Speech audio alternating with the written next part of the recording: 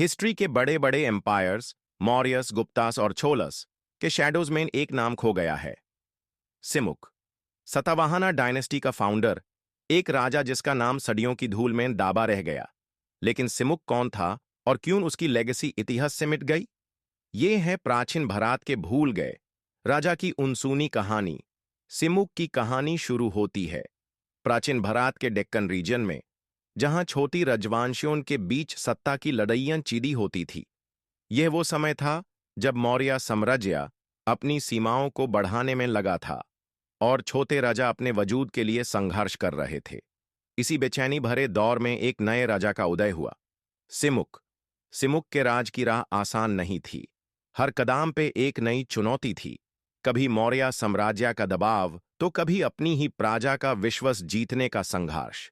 लेकिन सिमुक के मन में एक आग थी, अपने खुद के राज का आधार रखने की।